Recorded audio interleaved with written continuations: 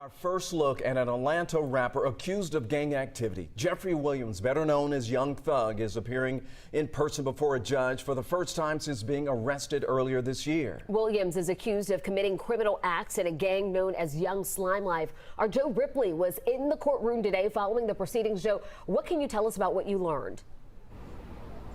Hey, good evening, Ron, Jennifer. First off, this hearing was delayed nearly 5 hours due to technical issues across Fulton County. And then there was a change in courtrooms. Eventually, we did get a glimpse of Jeffrey Williams, the man known as Young Thug, entering the courtroom with confidence, even smiling at dozens of his friends and family there in support as he walked in. Williams is one of 28 people accused of gang-related charges handed down by Fulton District Attorney Fonnie Willis. One of the defendants, Sergio Kitchens, also known as Gunna, was released from jail yesterday after striking a plea deal. Walter Murphy, believed to be a co-founder of Young Slime Life, also pleaded guilty. Williams, meantime, is facing 8 charges himself. Today in court, the judge weighed whether to admit certain evidence the defense called inadmissible because they believe police did not obtain a valid search or arrest warrant. The prosecution saying, meantime, the evidence should be admitted because of Williams' prior arrest back in 2017 on marijuana charges. The judge found that the entry was unlawful. We don't get to do it again. And Mr. Williams then tried for a year and a year to get back his property. And what did the police do? They tell him, it's the evidence. We're not giving it to you. We're not talking about a second bite of the apple here.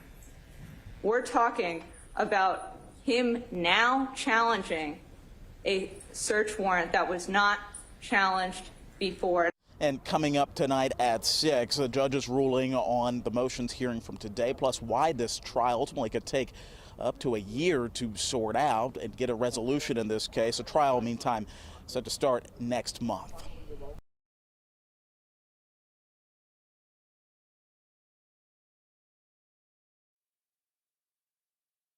At trial, those records were obtained through an order from Superior Court at the request of the former district attorney. They contended that the seizure of their records without probable cause was a violation of their Fourth Amendment rights and that the records should have been suppressed. The court in Kessler found that like bank records, telephone, toll, and building records are not owned or possessed by the defendant, but are business records belonging to the telephone company. The court further stated that the cases cited by the defendant, United States versus Baxter, Katz versus the United States, recognize the right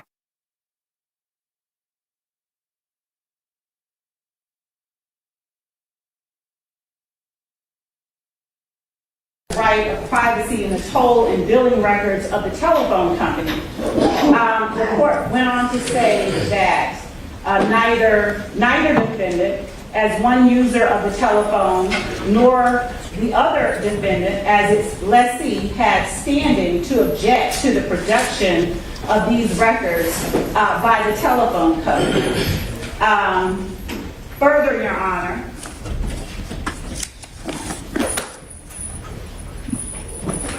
Regis, R-E-G-I-S-T-E. One more time, R-E-G what? I-S-T-E. Okay. Versus the state. And that is 292,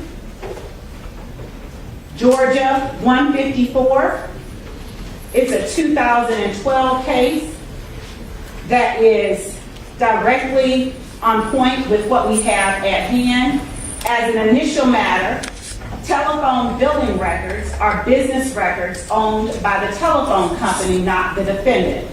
As a result, defendants generally lack standing to challenge the release of such records under the Fourth Amendment because they do not have a reasonable expectation of privacy in records belonging to someone else. And that's a pen site of 249 Georgia 462 at 469.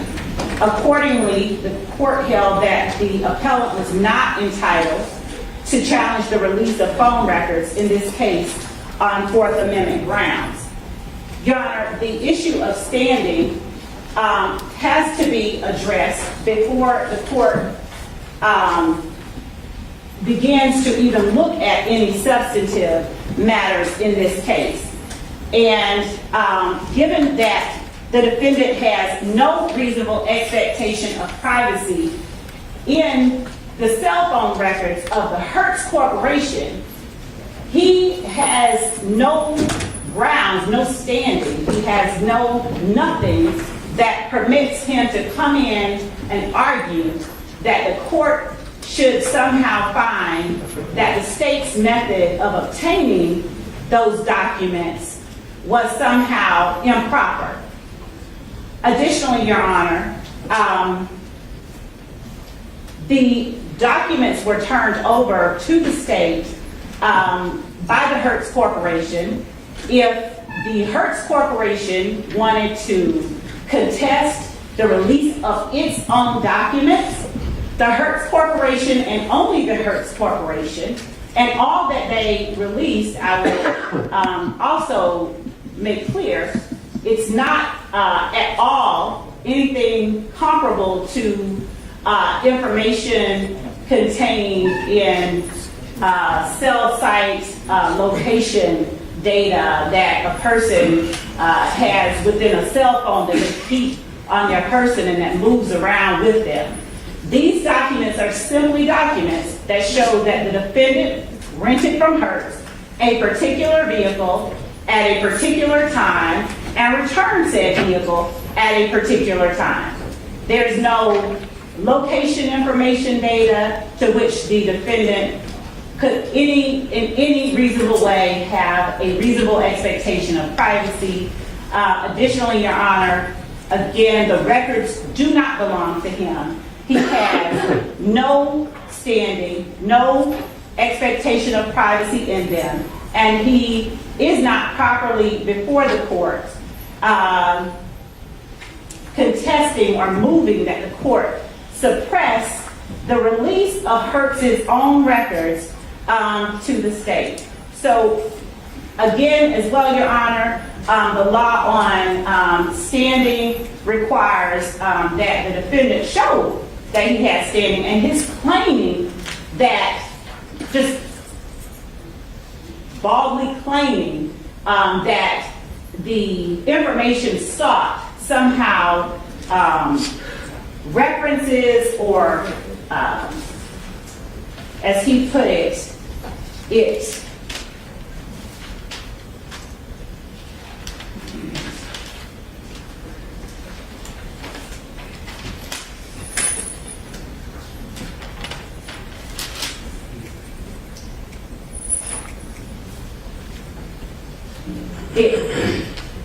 touched upon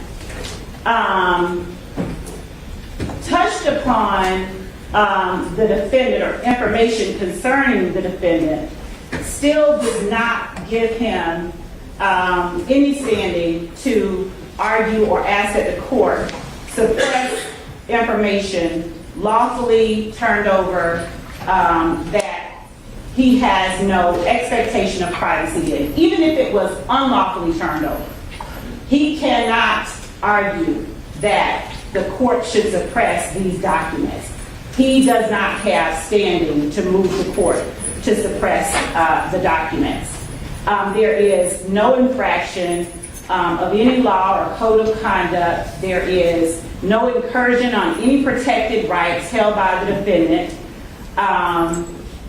He is. Yeah, it looks like from Kessler that he has a reasonable expectation of privacy in a conversation. He doesn't have the reasonable expectation of privacy in records. So is that kind of sum and substance what your argument is now? Yes, as an initial matter, yes. Okay. And I mean, we will ask the court rule on his lack of standing before we do anything else related to it. Thank you, Judge. Okay. All right, Mr. Steele, what say you about standing? It looks like that these are the Hertz records, correct? Yeah, they're included, that's true. Okay, is that what you are, as an initial matter, I would agree with Ms. Lovely, your client does have to have standing. I would agree. I would also tell you that conversations are different than records. So tell me why you think that he has standing to contest these records. Okay. Well, and when the Honorable Court started to get into this motion, the court actually asked about Mr. Williams' motion to dismiss the indictment and or a motion to suppress evidence and derivative evidence based upon prosecutorial misconduct and abuse of grand jury powers. That was filed on November 3rd, 2022. I supplemented that, Your Honor, on November 10th, 2022. And it's the same title, but I wrote a supplement to Mr. Williams' motion to dismiss the indictment and or a motion to suppress. It also goes hand in hand, if you don't mind ruling at one time, I believe it goes hand in hand with the Mr. Williams' motion to suppress number 3. Well, I need to deal with the issue of the phone records again. That's what you asked me to do.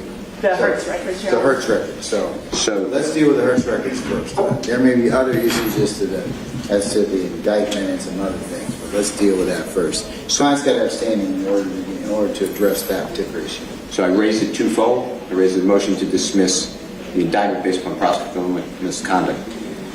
Records of another company, although we want to assert standing, Maddox, M-A-D-D-O-X versus State, says that there is no standing in those records. So I will, under the current case law, I'm not waiving the issue, but I'm telling the court, like I'm obligated to do, of the case law, and Maddox is... So you would agree the state's proposition is correct? I would agree that... But you disagree because you represent Mr. Williams. Have I correctly summarized that, sir? Well, it's not like because I represent Mr. I think the law is inaccurate, but the way I understand the law today, we have to follow M-A-D-D-O-X versus State, 346 Georgia Appeal, 674, 2018. It's exactly correct what the Honorable Ms. Love said, that there's no standing in records of a corporation when you rent a car.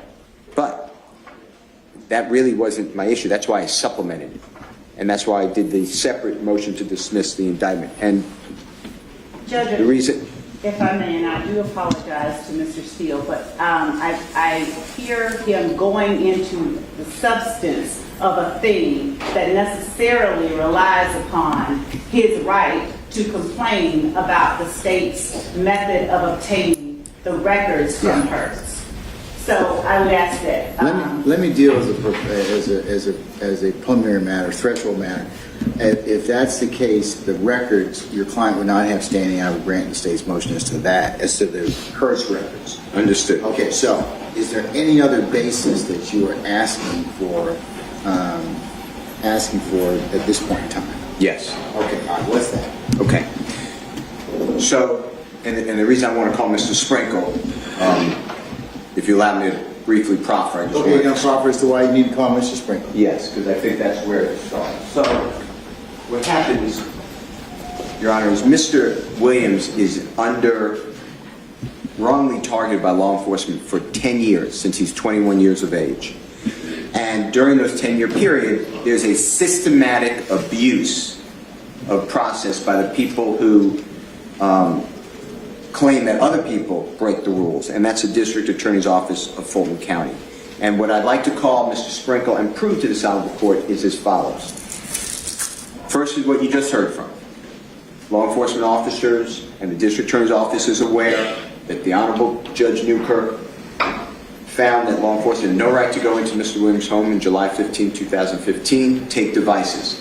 The prosecution does not restore those devices. You already ruled, I know, Judge Newkirk ruled, but that's part of the issues.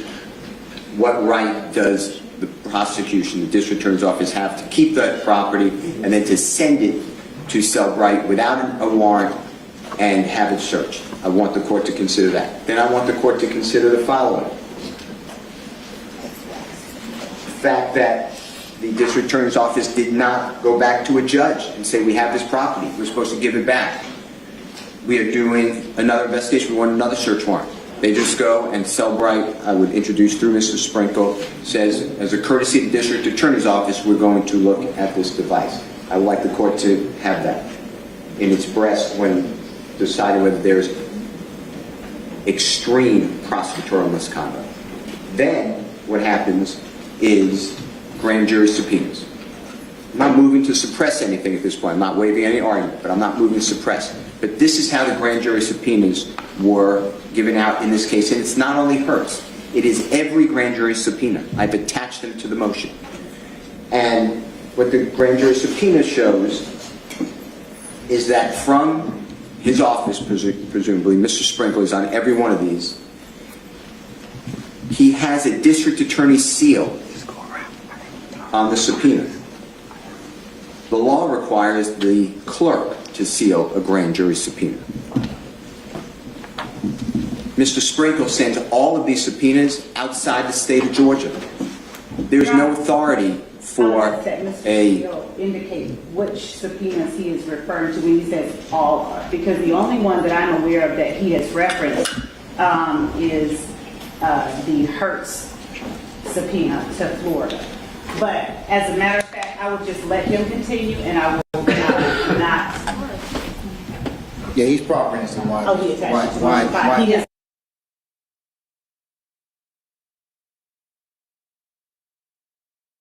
Ms. Love's argument is, and the court's inquiry of you is, what reasonable expectation of privacy do you have, or standing do you have in these records? This is not the issue. This issue goes to dismissal of an indictment for prosecutorial misconduct. Mr. Williams was indicted. I'm not trying to suppress the evidence based upon your ruling and the case law.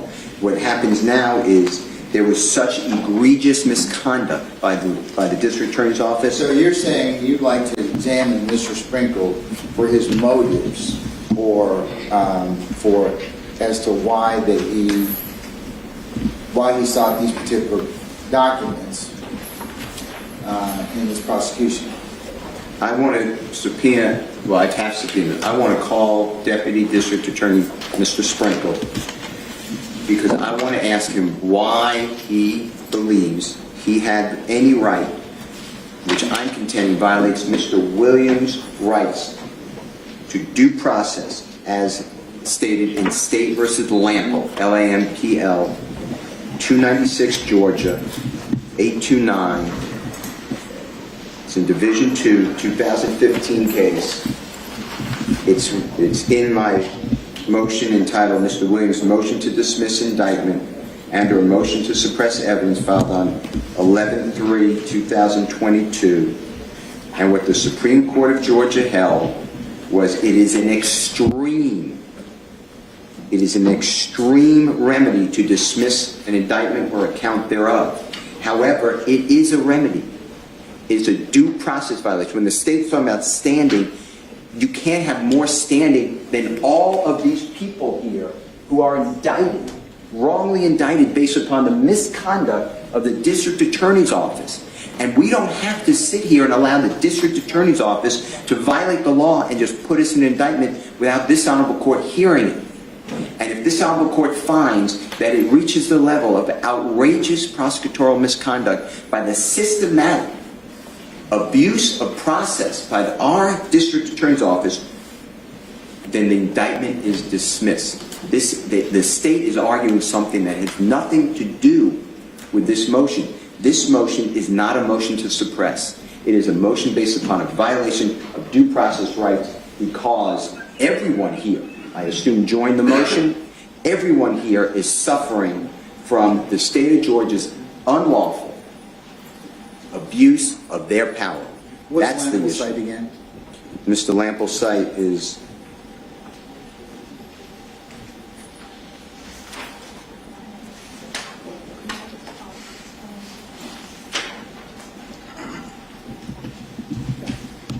.296 Georgia, 892 Division 2, 770 Southeast 2D, 629, 2015. I had the honor of representing Mr. Lampel. On that case, it went to Court of Appeals of Georgia, then the state sought certiorari, and that's how the Supreme Court got that case. He's the mayor of Mara. Mr. Lampel's the mayor of Mara. Okay. And And that's why I would like to call Mr. Sprinkle, because he's sending out, under the auspices of a grand jury subpoena, with the district attorney seal, without the clerk's seal, outside our state. They've taken evidence from Mr. Williams' home, not returning it, searching it, regardless of Judge Newkirk's finding. And then, Your Honor, what I'd like you to consider, and Mr. Sprinkle would be asked, there's a recording in a grand jury, and it happens on June 15, 2018. Mr. Sprinkle and law enforcement officers who were present in this courtroom subpoenaed a woman named Ms. Morton, M-O-R-T-O-N. They brought her before the grand jury in Fulton County. They didn't like that she wasn't talking with them. They put her under oath. And they said, it's Mr. Sprinkle is said on recording right at the beginning. It's at 10 seconds of the recording.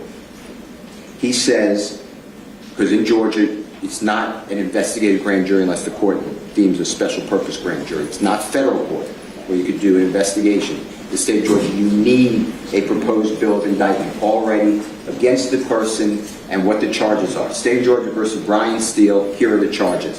What Mr. Sprinkle tells the grand jury is, this is not an indictment under consideration. We are just here to hear Ms. Morton testify. That's not valid.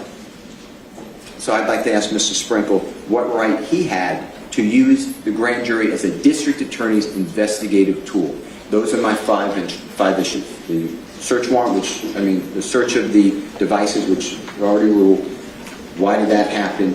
Why did the subpoenas come without a clerk? Third one is, why would the subpoenas go outside of the state of Georgia? The fourth one is, why wouldn't you return the property? And the fifth one is, why would you bring a human being before a grand jury when you don't have a real bill of indictment, and you tell the grand jury that this is not a bill of indictment under consideration? What right does the district attorney have? And that's why I subpoenaed the young man. Okay. Your Honor, the defendant still has not addressed the issue of standing as to any of the... He's indicted. No, Your Honor. The conduct that he is complaining of, he has to have been agreed. He has to have an expectation as it relates to that conduct. I think that's what he's asking me to test. I think that's what he's asking me to test, and he's also saying, hey, he's an aggrieved person because he's under indictment for these particular charges. So, and Your Honor, if I may, I don't know why Mr. Steele cited Lample in his brief, because it actually supports the state's position in this case.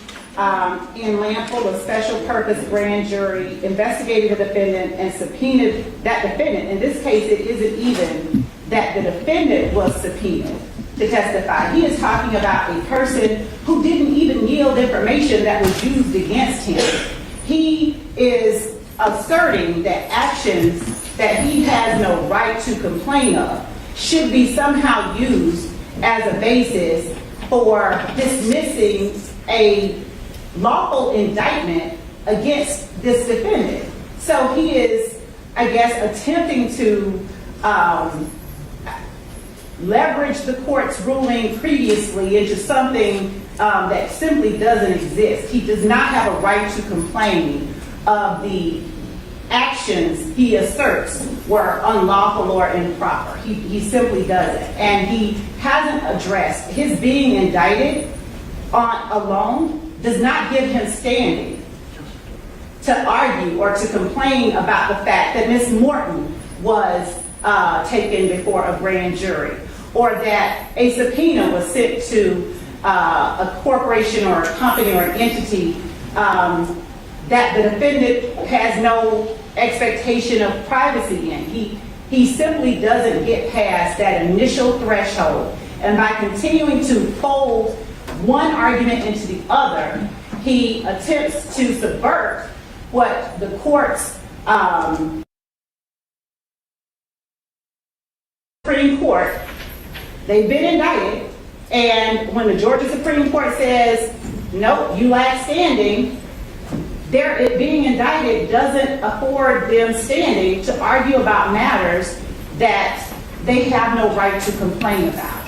And so he has bundled up a whole bunch of matters as they relate to other entities. Frankly, with respect to Hertz or any other entity, they could simply give us the documents we requested them.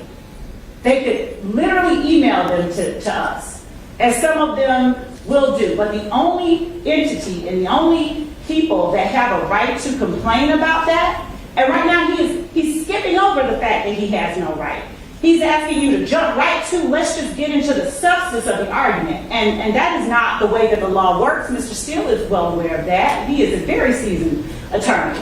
And he is attempting to escape that fact by just pushing forward and conflating all the arguments and making sure that they collapse into one mud pie. But, Your Honor, I believe, and I'd ask that the court address that threshold matter before we get into anything else. And specifically, before we begin bringing assistant district attorneys in to talk about what could constitute work product and to discuss matters that have nothing to do, that are in no way matters that the defendant has a right to complain about. All right, well, just give me a second, please.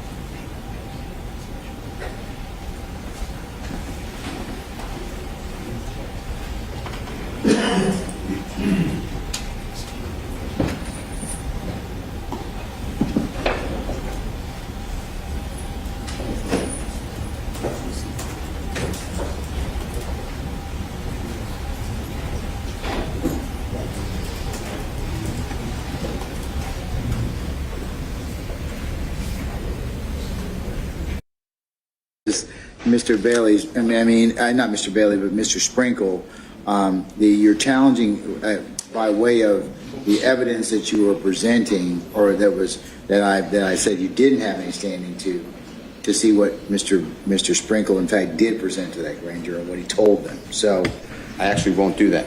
What I'd like to do is, why did Mr. Sprinkle serve grand jury subpoenas? Why did he do the process the way he did? I'm not going to ask anything about what happened in grand jury, except I have that recording that was given to us in discovery. Is it discovery? Yes. Okay. Will not ask anything about what occurred in a grand jury, except what was given to Mr. Williams in discovery by the state of Georgia. It's a recording.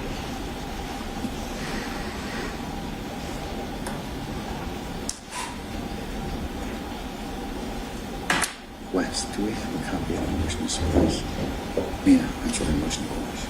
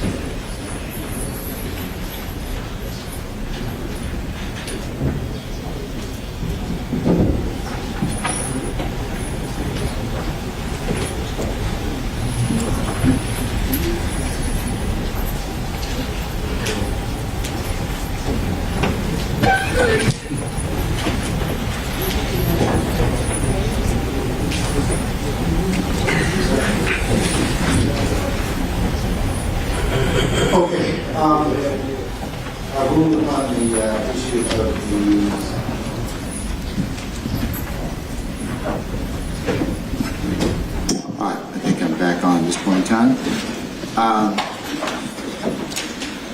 terms of motion to quash the business records, I'm also going to grant the motion to quash the subpoenas, both subpoenas 1 and 2. The court is of the opinion that